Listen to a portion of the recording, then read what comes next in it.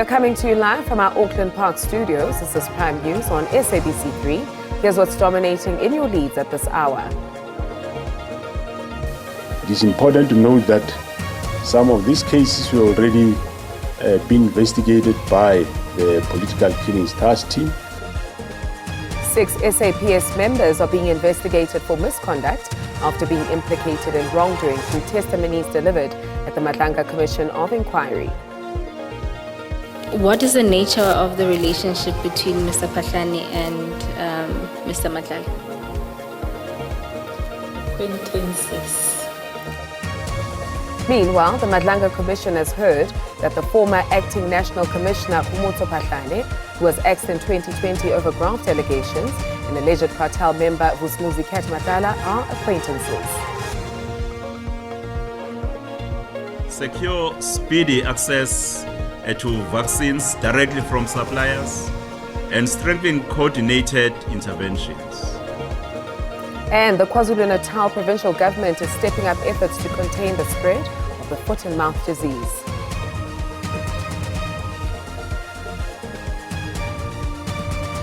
Good evening and welcome to your Friday edition of Prime News on SABC3. My name is Beki Utumomolete and I invite you to stick with us as we wrap up the week with the latest news that define our world.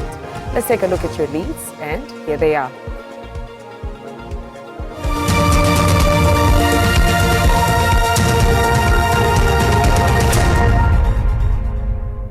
A special task team established by President Cyril Ramaphosa will investigate and prosecute cases involving the 9 current and former Ekurhuleni officials implicated in the Madlanga Commission's interim report.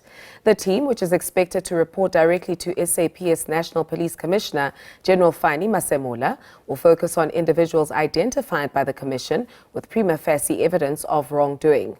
The names of the implicated suspects were identified following information provided by witness D, who was assassinated shortly after giving evidence to the Commission regarding the April murder of Emmanuel Mbenze.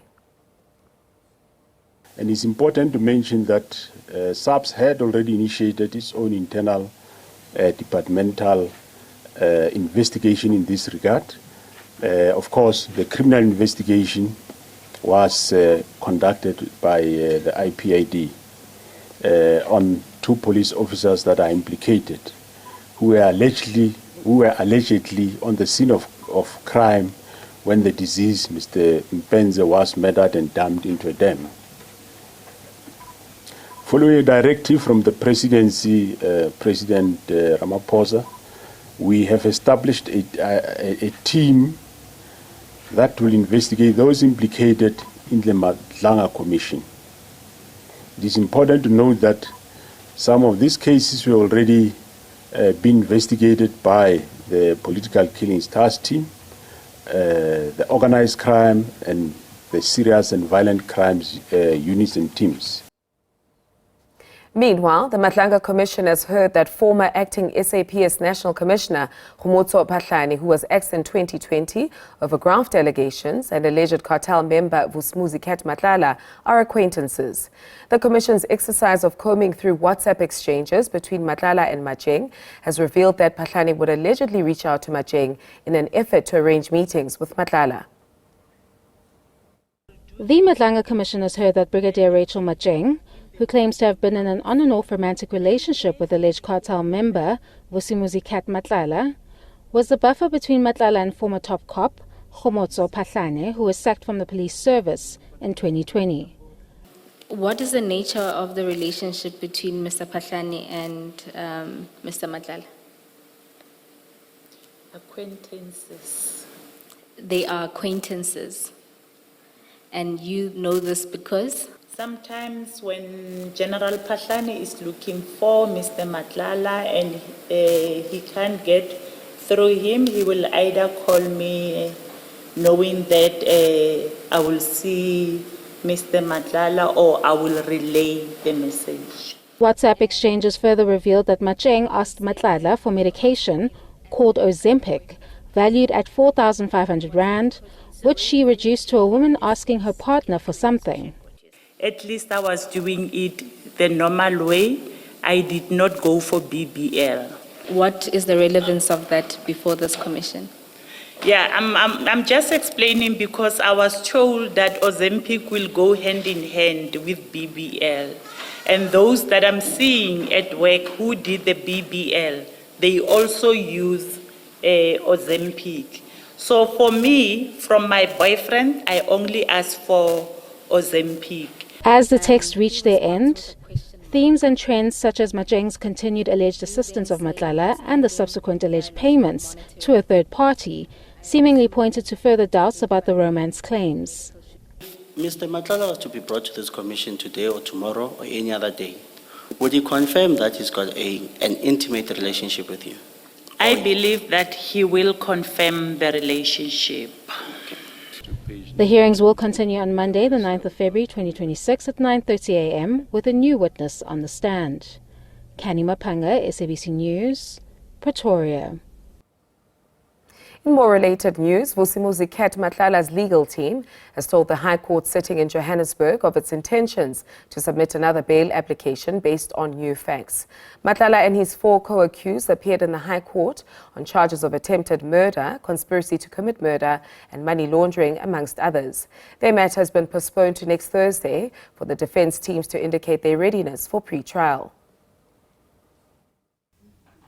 Vusimuzi Cat Matlala is intending to again apply for bail. The controversial businessman unsuccessfully applied for bail in the Alexandra Magistrates Court last year. He is allegedly the mastermind behind the attempted murder of Tebogo Tobejane, Josie Banyoni and Sienki Mugubung. We've got certain instructions at this point in time.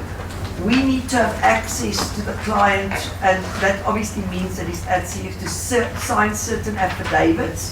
That doesn't only relate to the issue of an urgent, but also to the issue of a bail application on new facts, which obviously can potentially alleviate a lot of the issues we're currently dealing with. Legal team has also expressed frustration with their inability to access all evidence in the state's possession. Attorney made arrangements with my learned friend to come back to also explain to her that from the 1 or 2 documents that they could see, we need additional documents, so we needed certain affidavits. We got a USB stick with that.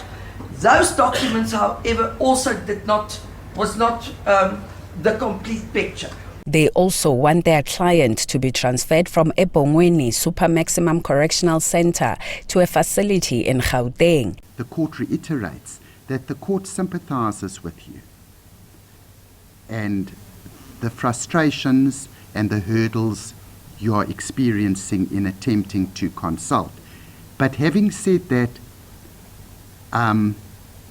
obviously the state or correctional services in particular have got their reasons why they are of the view that your client ought to be kept at that facility. The prosecution has promised to make available all documents in its possession. Matlala and his co-accused are expected back in court next week. Nerea Hlakotsa, SABC News, Johannesburg.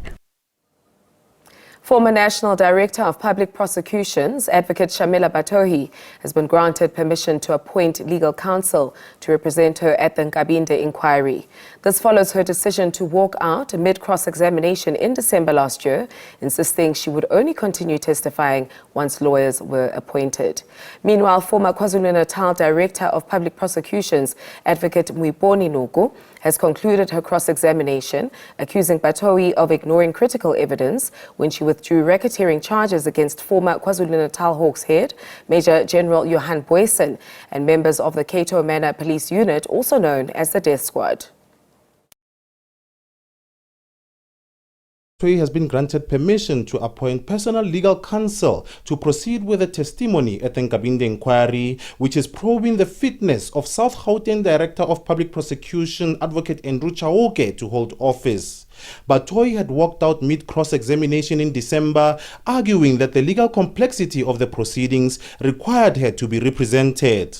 That issue has, to some extent, been resolved, and I've been informed by the NPA team that she has now been granted permission to appoint a legal team, shall I say an attorney, who will then appoint counsel for her to assist her. Earlier, Advocate Miponi Noku was taken through the internal report relied upon by Batoyi to justify the withdrawal of racketeering charges against Major General Johan Boysen and members of the Ketomena police unit.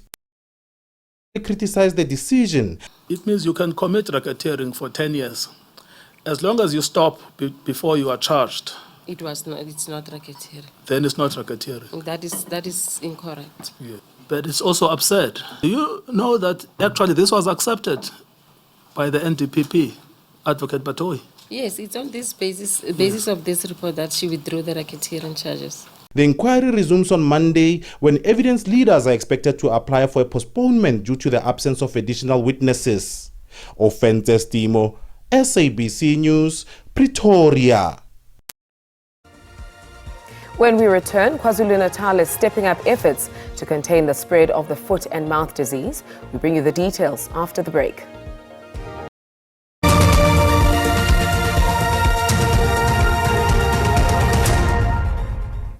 Welcome back to Prime News on 3. The KwaZulu-Natal provincial government is stepping up efforts to contain the spread of the foot and mouth disease. The Executive Council has instructed the Provincial Disaster Management Centre to apply to national authorities for the disease to be declared a provincial disaster.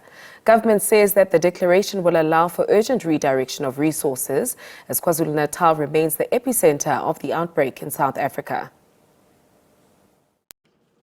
KwaZulu-Natal authorities say the outbreak has already had a severe socio-economic impact, threatening livelihoods, food security, and the agricultural value chain.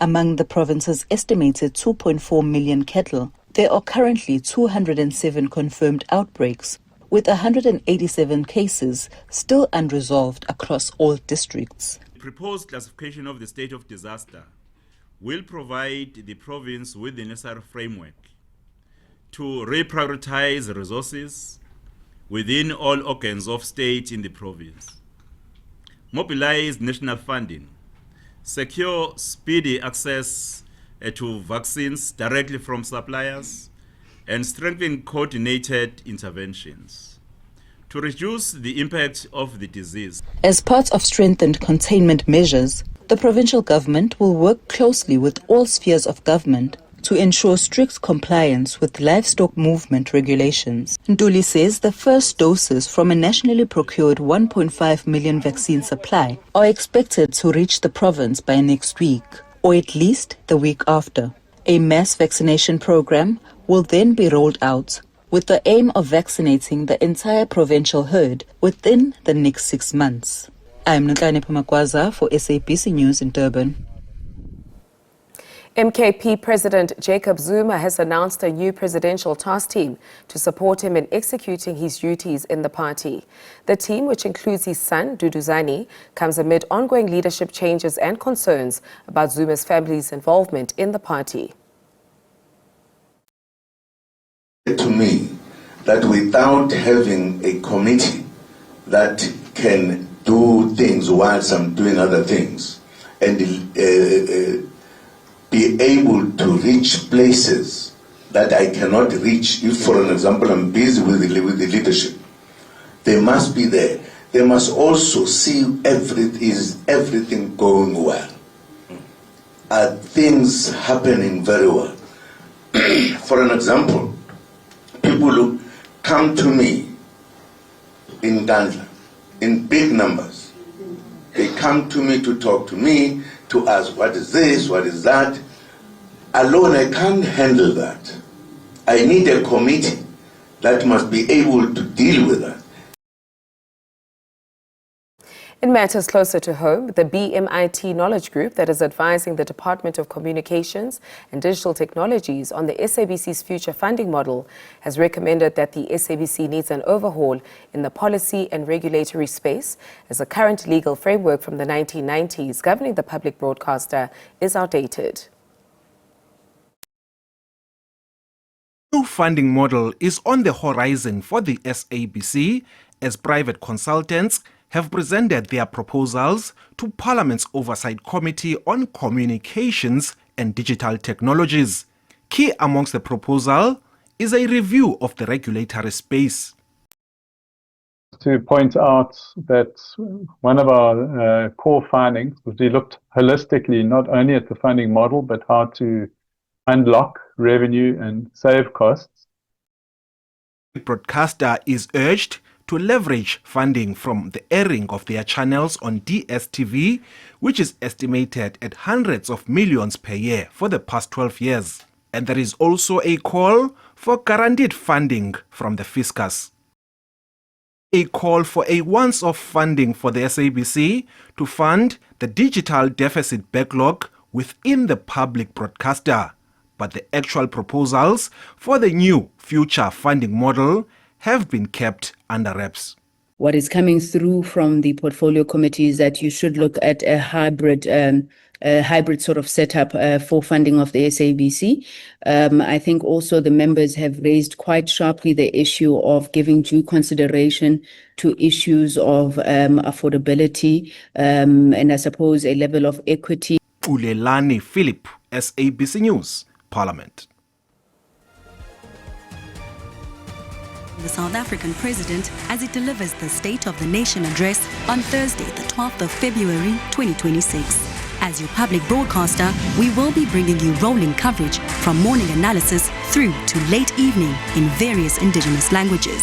Zawubona ke besixelela ngoba infrastructure spending izabanjani. Noxolo Mwali, Siphephile Kunene, Chifiwa Doyoyo and Sipokekana will be on the ground in Cape Town delivering live updates and analysis in your language of choice. Our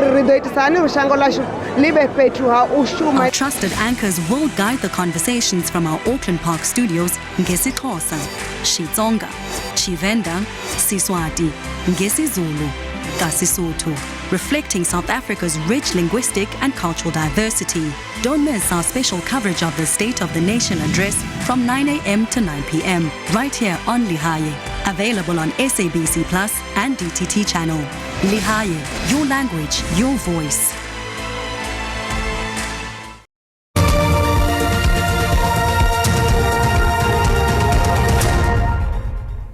Thank you for staying with us. South Africa's agricultural sector stands to benefit from a trade deal signed with China that will provide tariff-free access for many products as well as other opportunities.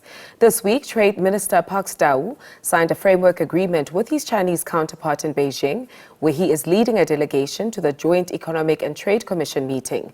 The China-Africa Economic Partnership Agreement is expected to be followed by negotiations on an early harvest agreement by the end of March 2026.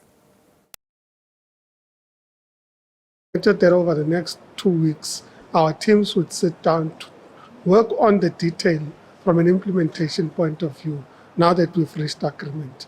This is to ensure that by the time the Binational Commission happens on the 26th of March, we are able to agree on what implementation looks like, which tariff lines we're talking about, which areas of investments we're talking about, and what the critical areas of implementation are.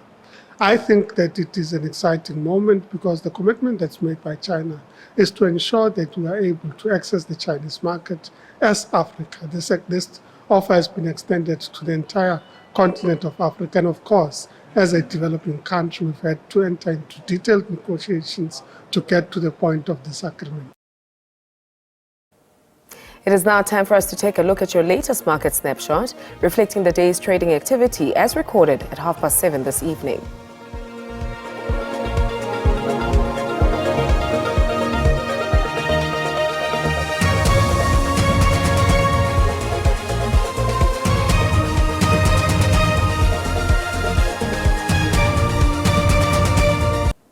It is now time for us to track the trends of our weather pattern with our esteemed team of experts who are on standby with the details. Your forecast is coming up next.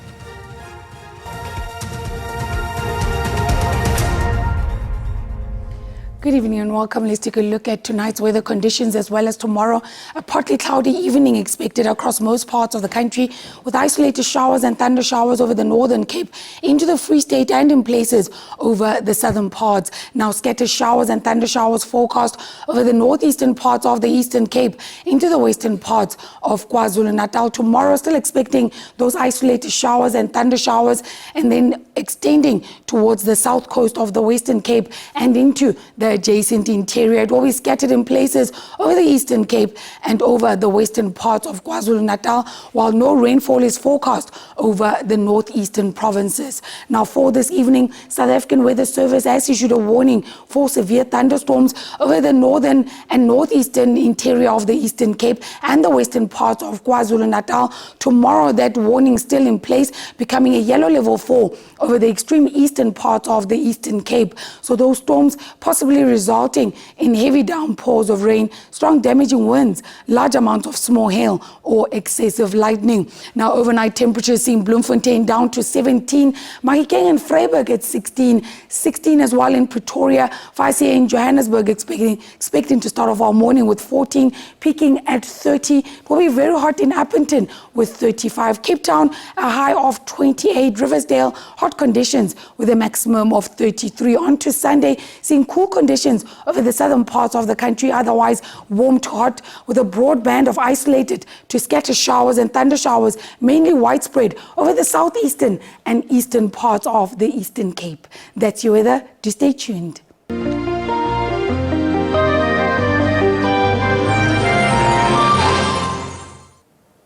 As our broadcast comes to a close, we would like to thank you for choosing Prime News on SABC3. We wish you a wonderful weekend ahead. And until next time, for myself, Becky, and the team, stay ahead of the curve. Good night.